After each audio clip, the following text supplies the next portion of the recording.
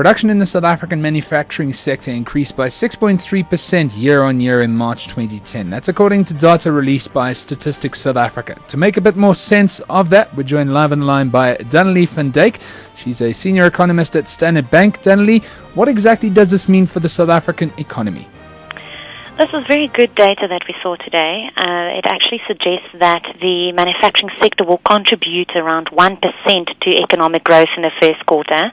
Now, if we actually count other sectors' performance along with that, it suggests that we will see a relatively strong GDP growth rate in the first quarter. Now, hopefully, if we see more or less similar growth rates coming through the economy, or rather the manufacturing sector, then it's also good for labor creation, since the sector created quite a lot of job losses in the last year over the recession period. And also, if one think about the dependence in the sector, in other words, for every one individual employed in the manufacturing sector, its dependency ratio is approximately 8. So a recovery in the manufacturing sector will have broader positive repercussions for the overall economy going ahead. Now, this was higher than most predictions. A Reuters prediction put it at 2.9% year-on-year in March with regards to manufacturing production. I mean, do you think this is spelling it out that's good news going forward for South Africa, or is this just merely a sort of flash in the pan? Can we expect not to be out of the woods as of yet? I think we need to go back to what actually happened in February, because there was quite a sudden dip in production in February across a lot of sectors.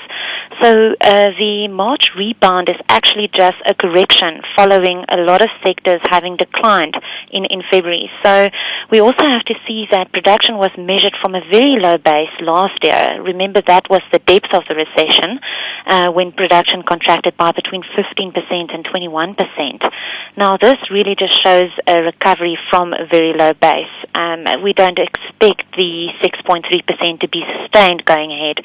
And obviously, there are also current risks in the sector from the current debacle in the European areas. If we see, for instance, the debt crisis spilling over into European demand, it will hurt the manufacturing sector, because we still export approximately 35% of total produce to that area alone. So there are risks down the line, and also some of the factors that have contributed to the recovery has really been tentative.